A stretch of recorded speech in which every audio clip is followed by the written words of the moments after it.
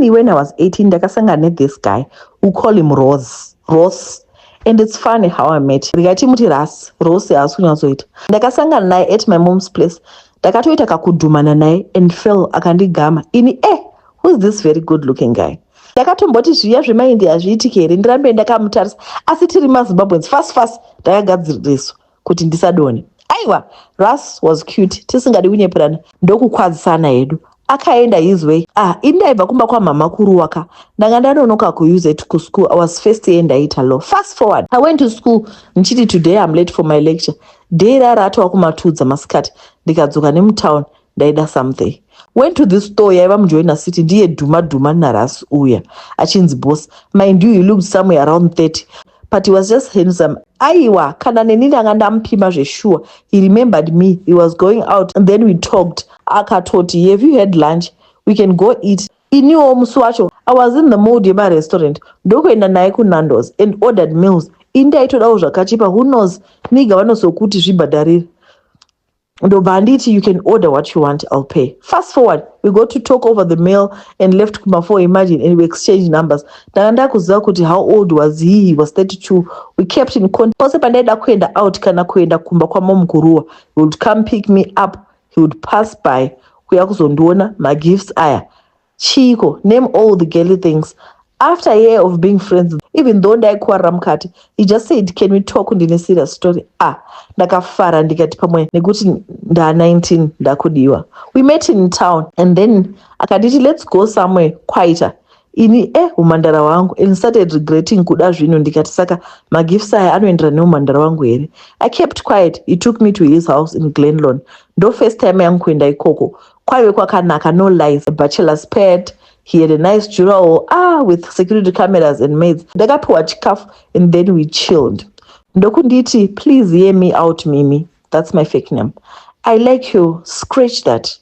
I love you, but pane problem. Ndikati, ingawani, you said you're not married. Akati, no, that's not it. I have 2 children and you're 19. Ameno no gamchira here. As a single father, mind you, a boy and a girl. Mskana ane 10, mkomana ane 4. Aiwa, indakati, say no more and kiss them. Ndokutanga kudanana kwatakaita naRuss uyu. 1 year down, Richie 2, ndakanda kuirana nevana vake. 3 years down the line, ndakagraduate. Baba vevana vakaproposa, mufunge ndikaroorwa, and anga asati asangana neni. Now I was 24 and a wife. After graduating handina kuzoshanda because I was a virgin. Murume akatenga BMW X5 to just say thank you for being a virgin. At 26, I got pregnant. I did not change being the most loving. Vana vake ndovada because I'm last born. Ndainge ndine company car. When I gave birth, first born ya happy. Yanga ane 14 years.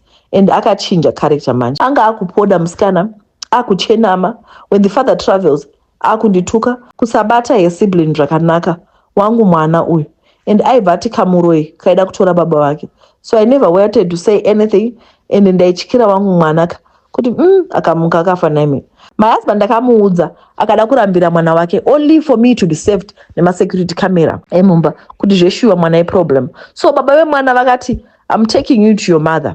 My problems akawedzera.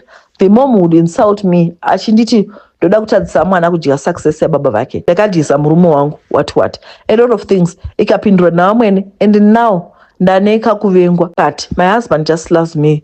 Though akuseya ane stress because he's a mama's boy. Ndakasuggesta mwana adzoke ndogara at the other house yedu, or maybe iri kuruwa where we first met. Zvakuita katension, he feels as if ndoda kumusiya or ndoda kuita imwe relationship, but that's not my intentions. I can't be in the same space with that kid because zvakundivengesa. Vamwene vachinja attitude towards me. Vava rude. Iye zvino vanongofona pafoni yemwana wavo. Ndikati makadi mama, she just says, uripo. Like that. She wants me to live. Murume akuita distant. Akudzoka late asisina time neni. Ndosaka ndati ndanga ndafunga kusuduruka ndoenda kune imwe imba ndoshanda hangu ndiite useful. Chondirwadza if I ask my friends, they just say wakazvidira plus waifunga kuti marriage is just flowers and bliss. So kukora kwemuto kwenyaya manje ndekuti inini I'm close to my grandmother's sister. Vari kuti she can give me mishonga yekuti zvese zviende back to normal. But zvinoita mwana wemurume apenge attention yo David kuenda kwaari for a period, then all will be back to normal. Manje ndakutotya ko vakafamba zvikazonza I had something to do with it. ndaita stuck apa inini I just want soft life and ndaive naye not knowing kuti stepdaughter wangu anozooma musoro. Vedu ndibatsirewo vehama mungandipawo advice especially kune vari musituation yakaita sei. Mashamwari dzangu chaidzo hatichagoni kuadvice. Vanhu vakuru vari pano ndipewo advice ndatenda. Maita basa maitumira kwandiri nekuti inini nditori mwana akakudzwa nastepmother. I don't want you to be a typical stepmom. I want you to see one thing here. Right now your husband is growing distant. Pamusaka pekuti auskwirana nevana handiti amuskwirana nevana saka iye akutozvidistance anenge akutofunga kuti who did I marry, is this woman a witch, chii chakuitika. Hazvina kunaka kugara pamba pane conflict. Number 1. Number 2, ndakakudzwa nestepmother ende semaonero andinozviita vaisandida. She didn't want me anything. I'm sorry if she hears about this. Toziva kuti mupano apa pane vamwe vanhu vanogona kuvatumira. Asi chokwadi ndechekuti vakanga vasingandifarire. Ende mastepmother kazhinji vanenge vachishuwira kuti mwana wacho agofoira agotambura muupenyu. They don't wish you anything good. Ndichazouya hangu handeni kokuudzai nyaya iyi. Zvakawanda zvakaitika pandiri nezvaiitwa kwandiri netreatment chaiyo. Asi ndoda kuudzai chinhu one, kudenga kuna Mwari. Mwari is a fair judge. Mwari is a fair judge. What I'm saying is, my sister, ndokumbura kuti mwana take her as a child. Vana vane 14, 15 mateenager vanonetsa. Unonetswa nemwana wako chaicho. I'm sure pane parents ane vana mateenager. They will tell you kuti anonetsa. Unotoshamisika kuti guys, mwana wangu here. Mwana achinetsa. Kuti mwana agokupindura. What more you if you're a stepmom? But you know what? I want to tell you one thing. Mama days at I want to tell you one thing. Love will conquer. Show your love. Do your part, my sister, because this is actually destroying your marriage. Do your part. Do your honest part. Mude. Just be a mom. Create a friendship with her. Musashandisa mushonga. Ati papa panapa techinzo kuti kwai mishonga. Mishonga yatinetsa inozodzoka ichibackfire. One day, Mwari vakandipa simba ndichakuudzai. Asi ndoda kuti ndingokuudzai kuti kudenga kuna Mwari. Mwari anoziva zvakatinakira. Munhu anozama kuda kukudestroya life yako agoenda kwagonobata maaspects life yako agokudestroya agoenda agokutevera kubasa kwaunoshanda agokudestroya agopainta black upenyu hwako ugonyazoona kuti panapa have been destroyed. Ugozama kubata chine zvichiramba zvigoramba ugonyazoona kuti panapa ndazonyazotambura ndi asi kokupedzisira God wins. Murudza zvantaura. Mastepmother regai kuda kupinda nehondo dzisina basa rose. This is your child. Treat her as a child. From today, I want you to start loving that child. Sham, I know what you said your friends are not advice. I know vanoti waifunga kuti marriage is a bed of is a rose. Is a what? Bed of roses. Even today I'm going to be your friend. Let me build you here because in I grew up such a family. Yes, no chiro stepmother vangu kana ndichivaona havakuoni kana kusununguka kana kutaura neni because she knows that I know. We all know this is the way she was treating me. And unfortunately upenyu hautori direction yevanhu unotora direction yaMwari. Kanda kusvika kuya munhu wavaifungira kuti vakadestroy munhu uya akuchithrive, you know.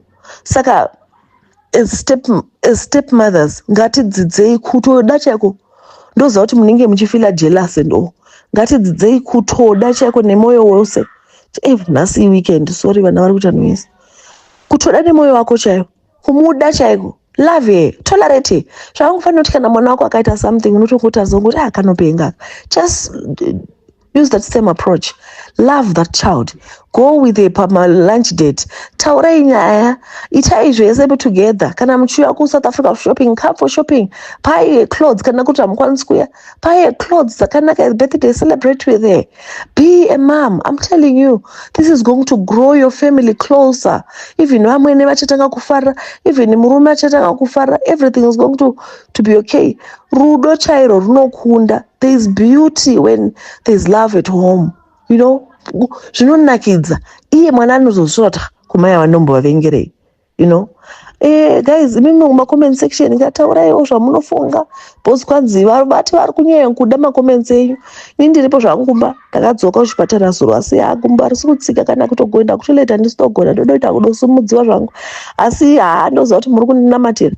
yondinamatira izvokwadi guys, nekuti ndandafa anyway. Imi katsuro ndaita kugomera kudai, kugomera kuita kunge munhu ari kulebha gumbo richiita kugwadza rakaminyuka rikatarisa rimwe divi. Ndaidofunga kuti ravhunika asi harina haro kuvhunika, asi ei Mwari vakandigwira.